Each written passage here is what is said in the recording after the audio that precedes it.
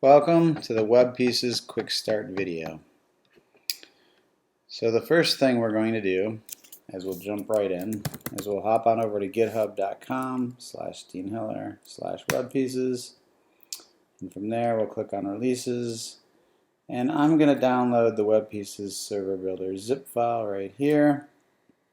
Just so you know, Webpieces is a library and not a server, so we actually generate your main file. Once it's downloaded, you're going to want to unzip the file. Once you have it unzipped, you can go into that directory and you can simply run create project, which is going to download Gradle for you, and then it's going to run. Once Gradle is downloaded, and when it runs, it's going to ask for a camel case app name. We will start with hello world app.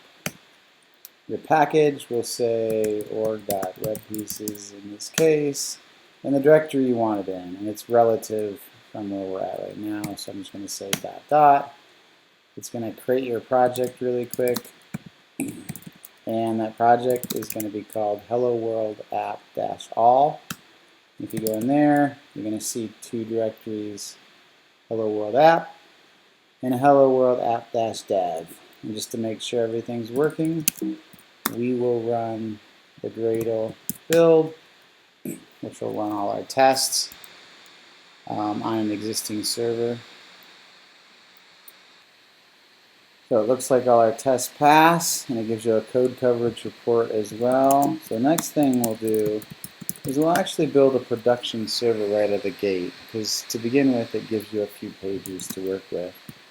And then we'll go into that directory and we'll have our distributions, and so we're going to unzip basically our whole production server.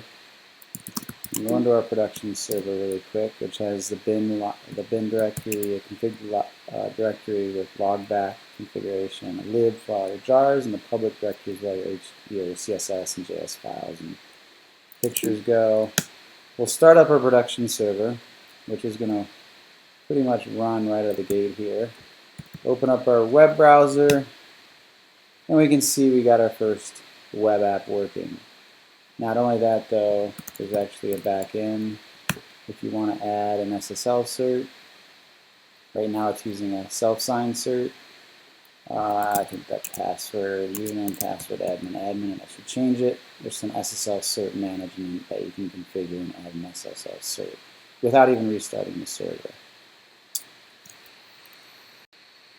Okay, so next we're going to stop this server because we want to create our web app. And we're going to open IntelliJ, and we're going to import that new project in that we just created. And so we're going to want to go to where our web app is, this hello world app-all in downloads. We're going to open him up, and you're going to want to select Gradle. Next. All these settings are typically fine. And click Finish. And now it's doing its thing to import Gradle. Now that we've imported our project into IntelliJ, it's quite easy. We're actually going to go into hello world app-dev, which is where our development server exists. And we're going to launch him. So we're going to run our development server here. Eventually you'll see that your development server is started.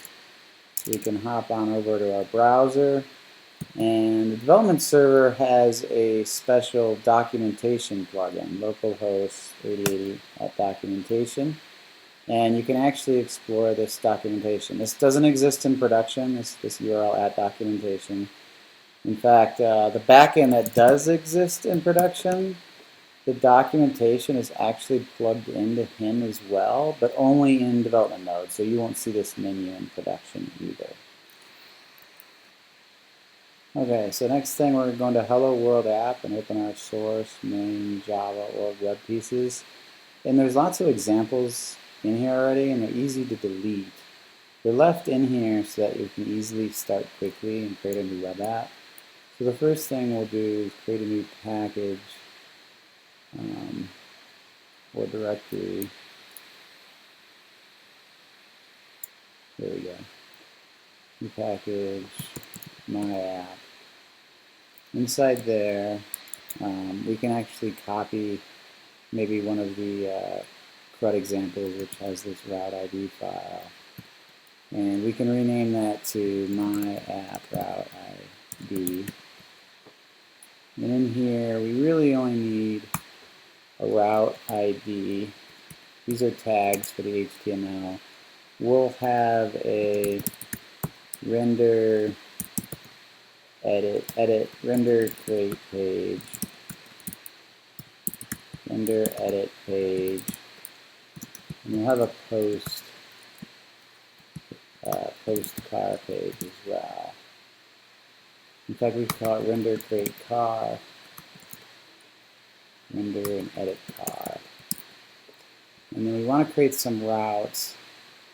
So we might copy, there's this app routes file, so we may just copy him, and we'll call him my app routes. And we'll delete most of this stuff. The app routes setup are fine. And they have lots of examples in here. We're just going to call it my controller. So we'll say /car/new /car/edit with the name of the car, and finally /car/post. We'll delete these comments as well. We really don't need those in here. And then for our routes, we're going to have a my app route ID dot render create car. And change this to my controller. And let's even out because I'm OCD. My controller. We'll call this one add edit car. We can actually use the same method for the edit. So we'll call that add edit car. The route ID, however, needs to be different because you're routing to a different URL. If you notice, car edit names. When it goes backwards, you'll have to supply this and the name, so it can render that. And into here, post car, which will be used for posting a new car or a car you're modifying. And so where's my post car? So there's my route file. I can actually try this route right now and go to our localhost 80/car/new. Unfortunately, it's not working yet. I didn't expect a not found. So what happened here? If I go down here, I should see, oh, my route's not connected yet because I actually forgot to add, this is unused, and so he's not wired into my app. So every app has a single meta file. Hello World app meta does not include my route module. So here I'm going to say new my app routes. Now we can go back and refresh our page. It should be found this time, and it's a 5xx. And the reason for that is, and we don't print that out just yet to the web page, maybe later. My controller is not found because we didn't create one. So next, let's. Sometimes I like to just grab a controller, paste it in here. I mean, best form of use, copy and paste. We'll call it my controller. So now my controller does exist. You really don't need all this examples though, so I'll whack most of them. Whack this stuff. And you will notice the singleton, it will be required. What did we call this in routes? We called it add edit car. So we're going to call that add edit car. And we do need to take a string name, in which case that will be null if we're creating a new car. So if name equals null, we may want to do return actions.render this. And let's say entity will be a new car DBO. Oh, but we don't have an entity yet. So let's go over here to find, actually there should be a libs user DBO. Let's take him and create a car DBO. I'm a big proponent of copy paste sometimes. Now let's delete some of this. This is a very advanced entity and we don't need this much complexity. So we're going to reduce the complexity here. So we find all cars. So car DBO, user sequence, we can use the car sequence, car beacon. This is hibernate. You can learn hibernate. We'll have the name of the car be unique. We'll have a style of the car. We'll delete everything else, except maybe a named query that we'll use to copy from, because we want to find all cars at a later point in time, maybe. Or actually, we'll do a find car by name. Select u from car data as u, where u.name equals point. So down here, when we change this to name, name. Oops. Change this to name. And then we want to generate getters for all three of these. And generate the setters. Make the setters. I should hit generate setters. Three of those. Remember, getters and setters for ID, our primary key ID, the unique column name, and our style of our car. So we have our bean now. Our controller actually can say return new car DBO. Now, if we're editing a car, we should say car DBO.find with join. It should be called find by name instead. And we can call em.get to get the entity manager. That's just a trick. The transaction's already been started actually. We can feed in the name and introduce a local variable, the car. So now when we render, we can assign to the variable entity this specific car. So now we have an add edit car method. Now we don't have the HTML yet. And we're going to cheat and use the main.html that already exists. So what we'll do is we can copy again, maybe go into our CRUD and we'll copy this user add edit. That's a nice one to copy. And so we can copy that down here, except we'll call it, oh, we called it add edit car. Just a second, let me make sure we called it that. We called it add edit car. So that's what we'll need to call the file, is add edit car. Not consistent at all here. Add edit car. We have our HTML. Let's make sure this reference is right. We're going to go up a directory and then back into, so dot goes into base. But there's no main HTML there, so it's actually /base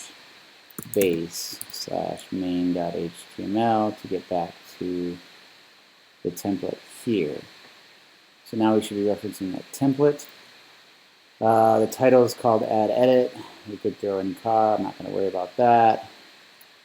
Most of the stuff we really don't need for this example, so I'm actually going to delete all of this. And I believe it should still show up nice and pretty. I don't need these more advanced type fields. And we're not going to be able to cancel today, so we won't worry about that. Erase my divs. We're going to make it nice and simple. And then what we have is entity.name, entity.style. These field tags do a ton for you. I'm not going to explain them now, but they're explained in the QuickStart documentation. name. They also handle Flash, so it doesn't blow away what the user types in, which is really, really nice. Okay, that's looking pretty good, except maybe what's it? Car. This action here comes from our routes. We want to use this post car action. So this should be post car. That's looking pretty good. So let's see where we are now. If we load our page, oh, look at that. We can now type a name and a style. Unfortunately, if we click save, there's no car post route found, which is interesting. That's because it's a get. So, by the way, when it's not, this page only displays in development mode. It's a special page showing you all the routes, so you can kind of debug and go, oh, my car post is a get. This is actually the page that would have shown in production, so it shows you here. If I would have styled the 5xx page, you'd see a lot more here. So you can see, oh crap, my production page just shows this to users, which is quite ugly. Typically, you want to show the whole template so they can start clicking other stuff. In the meantime, let's fix this get. So we'll go into our My App Routes, change this to a post. Now we should be good to go. Let's go back to car new. Let's save that again. And now we get a 5xx because if you scroll down on our logs here, you should see it in red, by the way. This is a special thing on our logging configuration. It will show up in red, which is really nice. Cannot find public post car on my controller because we're not supporting that right now. So again, I'm going to cheat. I'm going to come up here into CRUD, look at the CRUD user controller. I'm going to look for the post save user, and I'm literally going to copy that method. I'm going to steal him. You'll notice that he returns a redirect. All post methods must return a redirect, forcing you into a good PRG pattern. So I'm going to add him. Now, I know I don't need all this advanced role stuff, so we're going to get rid of that. I'm not logging in this. I didn't set the logger in this class. This is another special thing, special feature. And we are saving a car DBO entity. So basically, this car DBO that comes in comes straight from this field, the entity.name, entity.style. Entity will be mapped to this entity. So these names must be the same. And it's going to translate it, all those fields, into a car DBO. We're going to actually delete this. And here we can say entity.getName, entity.getName.length. And here we need to say entity.name. This is what assigns the error to that field, so it has to match the HTML. This is going to say entity.getStyle, entity.getStyle. For consistency, we'll make both characters have to be 3 characters, or at least 3 characters. There we go. So we're good with that. We don't have a password, so we can get rid of this line. These routes are now wrong, so we can fix them really quick. We can render the create car. We need the enum, so we'll call it my app route ID dot, my app route ID dot, and the edit car. All good. We redirect to list users, which is kind of bad, so instead of that, let's render back to creating another car. Normally we'd set a message. In fact, if we want to set a message, we need to bring back the flash thing here. I'm going to go steal that again because I accidentally deleted it. Oh wait, no, we may have it. I'm sorry, I think we have that in the template. So let's just try it out and see what happens. We'll go back, car new. You notice, by the way, I haven't restarted my server once yet, which is pretty cool. Let me say so myself. So the first thing we're going to do, I'm not going to type anything in, save. 5xx, I don't like that. Something went wrong. Look at my logs. Okay, invalid route, cannot find public method post car. I forgot to rename the method. So save user needs to be called post car. Okay, go back in here. Let's hit the back button again, get back to our form. And let's save that. Password is required. Wait, why didn't it say style is required? Oh, we screwed up. This doesn't say style. Style. So let's fix this again, right? So let's save that. Look at that. Password required, first name required. We hit S, we call T. The errors both changed. Value's too short, first name is more than 2 characters. Now I'm going to show you something really cool. Okay, we're going to type it in, we're going to save this. Oh, except we got another problem with our app. We're going to come down.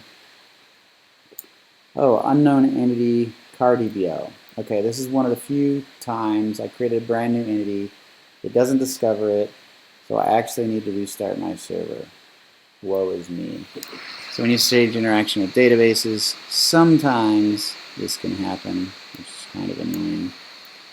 But I'll run my server now to pick up that new entity.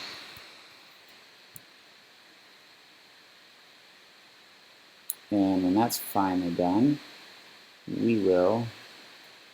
Oh, I'm going to show you the back button. When I hit the back button, notice it types in, it shows my values. Now watch this. If I hit the back button again, it shows S and T. And if I hit the back button again,